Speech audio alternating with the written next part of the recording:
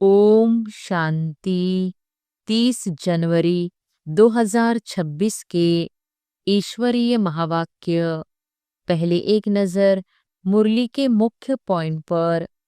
बाबा ने कहा, देह अभिमान से संशय पैदा होता है और संशय से अनेक प्रश्न उठते हैं। बाप का दिया हुआ मुख्य धंधा है, पतित से पावन बनो और बनाओ। आत्मा अविनाशी है, शरीर विनाशी है। पाठ आत्मा ही बजाती है। बाप पूरे चक्र में एक ही बार आते हैं, बाकी आत्माएं जन्म मरण में आती जाती है। और फिर बाबा ने कहा, संगम युग को पुरुषोत्तम युग कहा जाता है, क्योंकि इसमें आत्माएं उत्तम बनती है। सम्मुख मुरली सुनने का अनुभव दूर से सुनने से अधिक प्रभावशाली होता है। श्रीमत पर चलने से आत्मा स्वतः श्रेष्ठते श्रेष्ठ बन जाती है। बाप आत्माओं को पढ़ाते हैं, इसलिए मेल फीमेल का भेद नहीं रहता। और फिर लास्ट में बाबा ने कहा, पवित्रता की डिग्री धीरे धीरे घटती है, इसलिए अब योग से रिफ्रेश होना है। कलयुग पतित दुनिया है, सतयुग पावन और निर्विकारी दुनिया है। यह हमारा अंतिम जन्म है, इसलिए विशेष पुरुषार्थ आवश्यक है।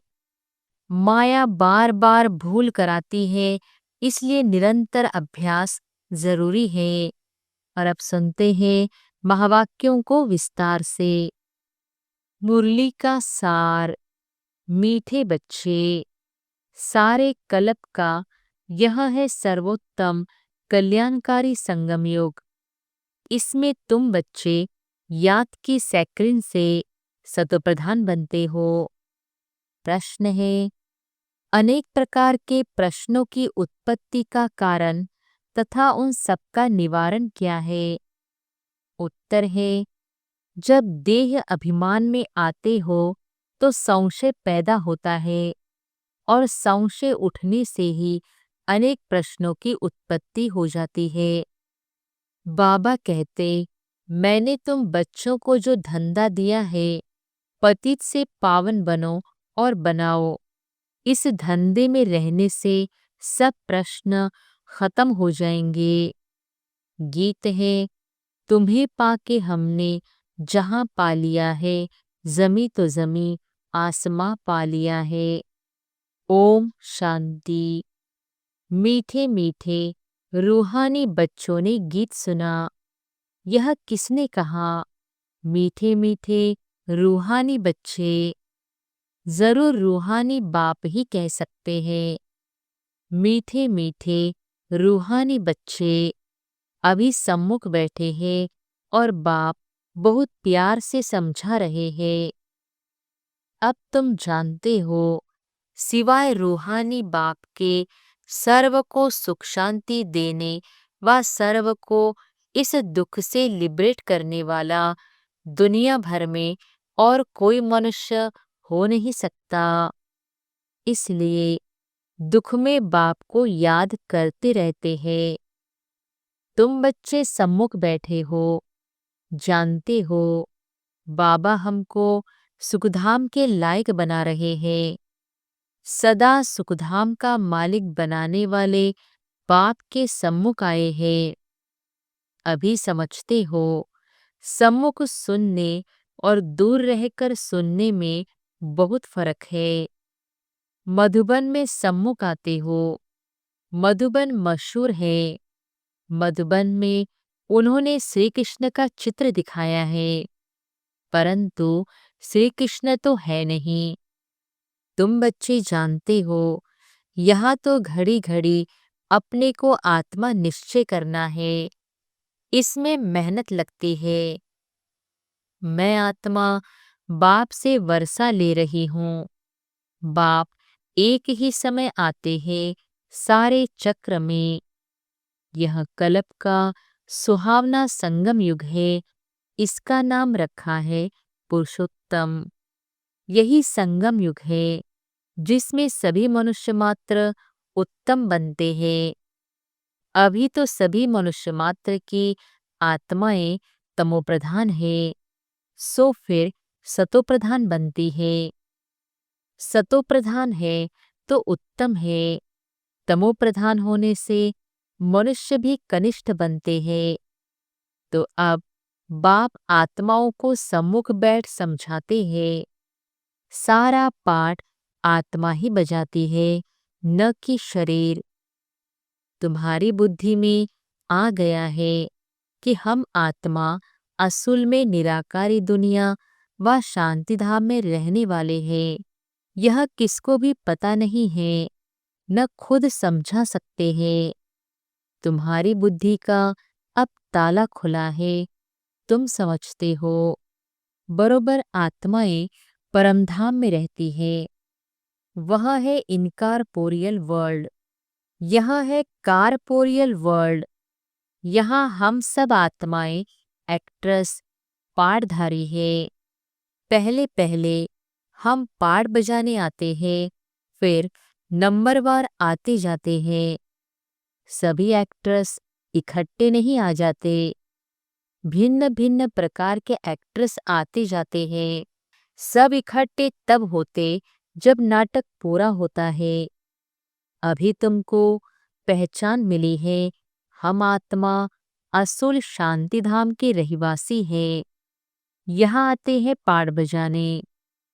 बाप सारा समय पाठ बजाने नहीं आते हैं। हम भी पाठ बजाते बजाते सतोप्रधान से तमोप्रधान बन जाते हैं। अभी तुम बच्चों को सम्मुख सुनने से बड़ा मजा आता है। इतना मजा मुरली पढ़ने से नहीं आता। यहाँ सम्मुख होना। तुम बच्चे समझते हो कि भारत गॉड गॉडेज का स्थान था, अभी नहीं है। चित्र देखते हो, था जरूर। हम वहाँ के रहिवासी थे। पहले पहले हम देवता थे। अपने पाठ को तो याद करेंगे कि भूल जाएंगे। बाप कहते हैं, तुमने यहाँ यह पाठ बजाया, यह ड्रामा है। नई दुनिया सो फिर जरूर पुरानी दुनिया होती है। पहले पहले ऊपर से जो आत्माएं आती है वो गोल्डन एज में आती है। यह सब बातें अभी तुम्हारी बुद्धि में हैं। तुम विश्व के मालिक महाराजा महारानी थे। तुम्हारी राजधानी थी। अभी तो राजधानी है नहीं। अभी तुम सीख रहे हो हम राजाई कैसे चलाएंगे। वहाँ वजीर होते नहीं, राय देने वाले की दरकार नहीं। वहाँ तो श्रीमत द्वारा श्रेष्ठ ते श्रेष्ठ बन जाते हैं। फिर इनको दूसरे कोई से राय लेने की दरकार नहीं है। अगर कोई से राय ले तो समझा जाएगा उनकी बुद्धि कमजोर है। अभी जो श्रीमत मिलती है वह सतयुग में भी कायम रहती है। अभी तुम समझते हो, पहले पहले बरोबर इन देवी देवताओं का आधा कल्प राज्य था। अब तुम्हारी आत्मा रिफ्रेश हो रही है। यह नॉलेज परमात्मा के सिवाय कोई भी दे न सके। अभी तुम बच्चों को देही अभिमानी बनना है। शांति धाम से आकर यहाँ तुम टॉकी बने हो। टॉकी होने बिगर कर्म हो न सके। यह बड़ी समझने की बातें हैं। जैसे बाप में सारा ज्ञान है, वैसे तुम्हारी आत्मा में भी ज्ञान है। आत्मा कहती है, हम एक शरीर छोड़ संस्कार अनुसार फिर दूसरा शरीर लेता हूँ। पुनर्जन्म भी जरूर होता है। आत्मा को जो भी पाठ मिला हुआ है वह बजाती रहती है। संस्कारों अनुसार दूसरा जन्म लेते रहते हैं। आत्मा की दिन प्रतिदिन प्योरिटी की डिग्री कम होती जाती है। पतित अक्षर द्वापर से काम मिलाते हैं, फिर भी थोड़ा सा फर्क जरूर पड़ता है। तुम नया मकान बनाओ, 1 मास के बाद कुछ जरूर फर्क पड़ेगा। अभी तुम बच्चे समझते हो, बाबा हमको वर्षा दे रहे हैं। बाप कहते हैं हम आए हैं तुम बच्चों को वर्षा देने। जितना जो पुरुषार्थ करेगा उतना पद पाएगा। बाप के पास कोई फर्क नहीं है। बाप जानते हैं हम आत्माओं को पढ़ाते हैं। आत्मा का हक है बाप से वर्षा लेने का। इसमें मेल फीमेल की दृष्टि यहाँ नहीं रहती। तुम सब बच्चे हो, बाप से वर्षा ले रहे हो। सभी आत्माएं ब्रदर्स हैं जिनको बाप पढ़ाते हैं, वर्षा देते हैं। बाप ही रूहानी बच्चों से बात करते हैं। हे लाडले मीठे सिकिलधे बच्चों, तुम बहुत समय पाड़ बजाते बजाते अब फिर आकर मिले हो अपना वर्षा लेने। यह भी ड्रामा में नोंद है। शुरू से लेकर पार्ट नोंदा हुआ है। तुम एक्ट्रेस पाड़ बजाते एक्ट करते रहते हो। आत्मा अविनाशी है, इसमें अविनाशी पार्ट नोंदा हुआ है। शरीर तो बदलता रहता है, बाकी आत्मा से पवित्र से अपवित्र बनती है, पतित बनती है। सतयुग में है पावन, इसको कहा जाता है पतित दुनिया। जब देवताओं का राज्य था तो वाइसलेस वर्ल्ड थी, अभी नहीं है। यह खेल है ना। नई दुनिया सो पुरानी दुनिया, पुरानी दुनिया फिर नई दुनिया। अभी सुखधाम स्थापन होता है, बाकी सब आत्माएं मुक्तिधाम में रहेंगी। अभी यह बेहद का नाटक आकर पूरा हुआ है। सब आत्माएं मच्छरों मिसल जाएंगी। इस समय कोई भी आत्मा आए तो पतित दुनिया में उनकी क्या वैल्यू होगी? वैल्यू उनकी है जो पहले पहले नई दुनिया में आते हैं। तुम जानते हो जो नई दुनिया थी वह फिर पुरानी बनी है। नई दुनिया में हम देवी देवता थे, वहाँ दुख का नाम नहीं था। यहाँ तो अथाह दुख है। बाप आकर दुख की दुनिया से लिबरेट करते हैं। यह पुरानी दुनिया बदलनी जरूर है। तुम समझते हो, बरोबर हम सतयुग के मालिक थे, फिर 84 जन्मों के बाद ऐसे बने हैं। अब फिर बाप कहते हैं मुझे याद करो तो तुम स्वर्ग के मालिक बनेंगे। तो हम क्यों ना अपने को आत्मा निश्चय करें और बाप को याद करें। कुछ तो मेहनत करनी होगी ना। राजाई पाना कोई सहज थोड़ी है। बाप को याद करना है। यह माया का वंडर है जो घड़ी घड़ी तुमको भुला देती है। उसके लिए उपाय रचना चाहिए। ऐसे नहीं मेरा बनने से याद जम जाएगी, बाकी पुरुषार्थ क्या करेंगे? नहीं, जब तक जीना है पुरुषार्थ करना है, ज्ञान अमृत पीते रहना है। यह भी समझते हो हमारा यह अंतिम जन्म है। इस शरीर का भान छोड़ देही अभिमानी बनना है। गृहस्थ व्यवहार में भी रहना है। पुरुषार्थ जरूर करना है। सिर्फ अपने को आत्मा निश्चय कर बाप को याद करो। त्वमेव माताश्च पिता, यह सब है भक्ति मार्ग की महिमा। तुमको सिर्फ एक अलफ को याद करना है। एक ही मीठी सैक्रिन है और सब बातें छोड़ एक सैक्रिन बाप को याद करो। अभी तुम्हारी आत्मा तमोप्रधान बनी है, उनको सतोप्रधान बनाने के लिए याद की यात्रा में रहो। सबको यही बताओ, बाप से सुख का वर्षा लो। सुख होता ही है सतयुग में। सुखधाम स्थापन करने वाला बाबा है।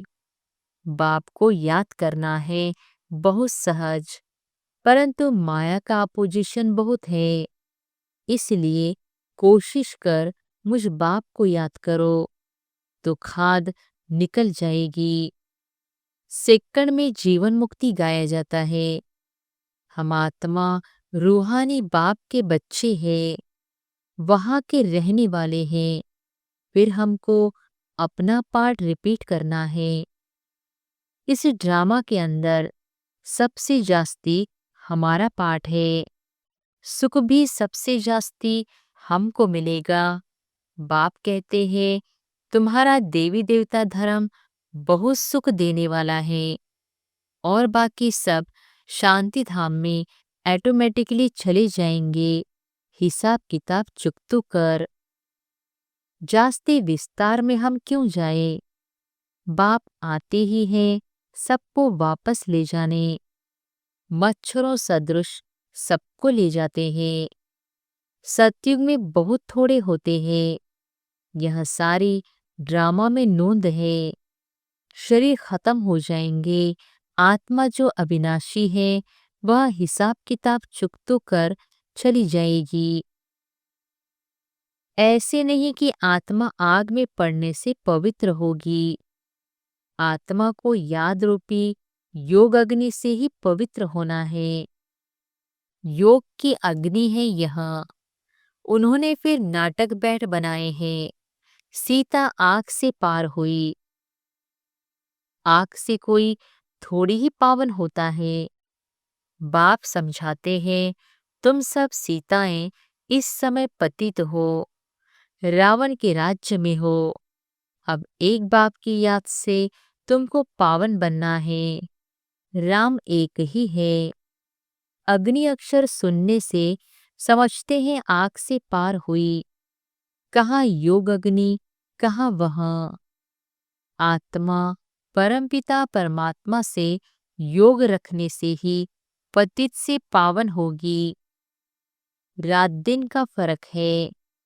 हेल में सब सीताएं रावण की जेल में शोक वाटिका में है।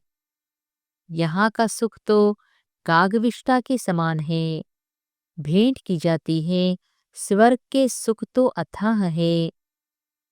तुम आत्माओं की अभी शिव साजन के साथ सगाई हुई है, तो आत्मा फीमेल हुई ना।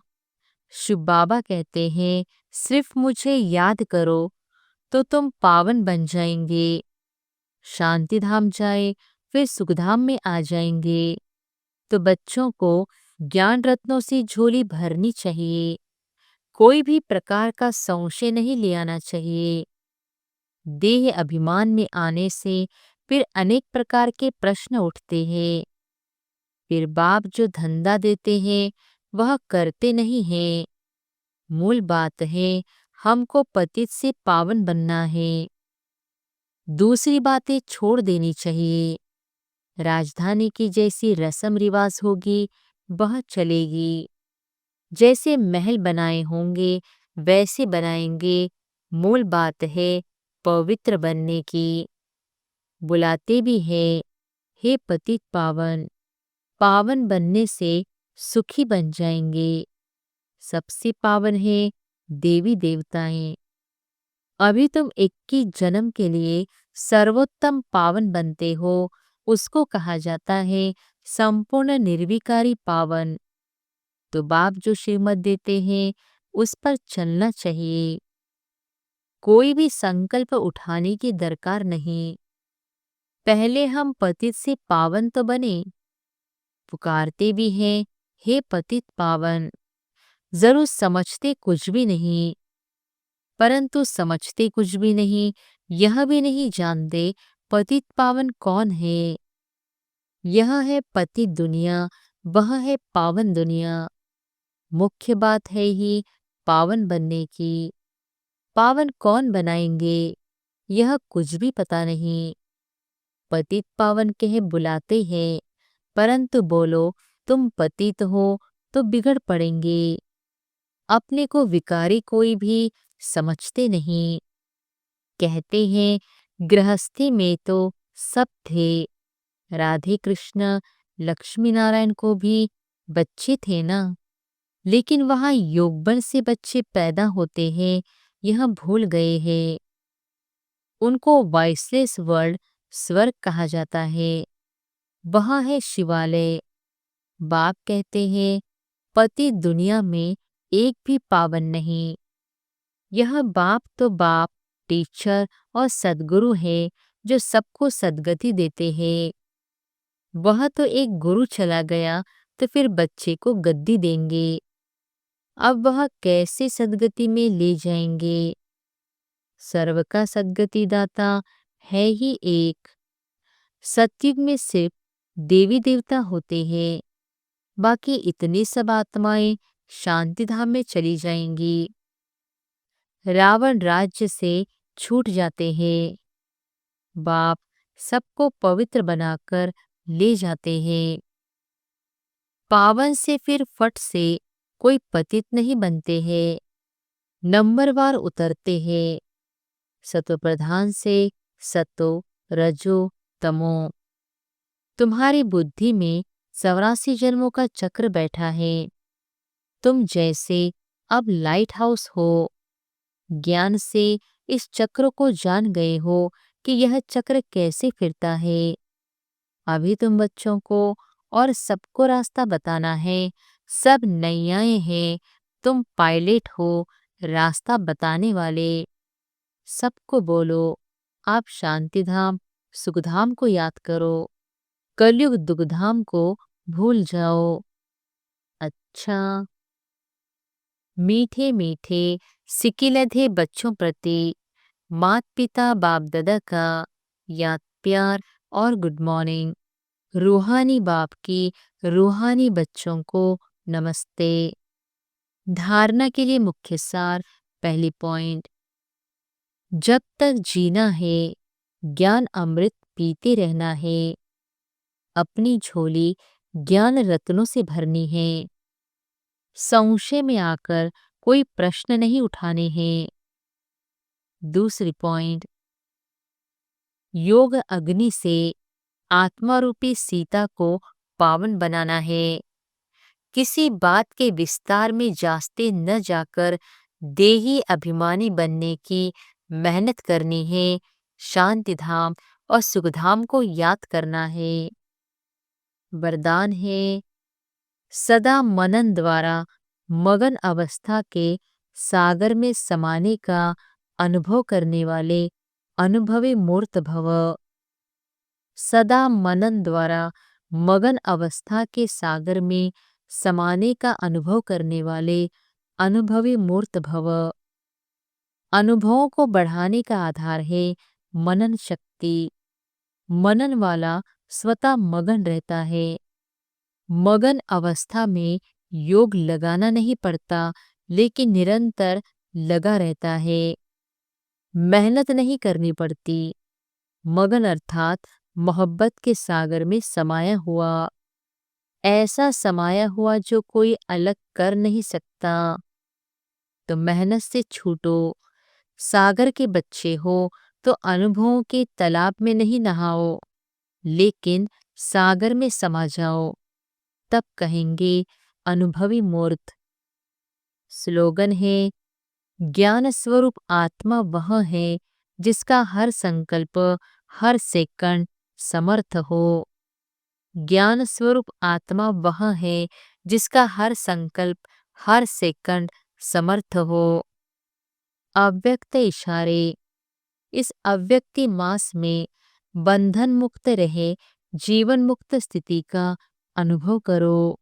यदि कोई भी स्वभाव संस्कार व्यक्ति अथवा वैभव का बंधन अपनी तरफ आकर्षित करता है तो बाप के याद की आकर्षण सदैव नहीं रह सकती।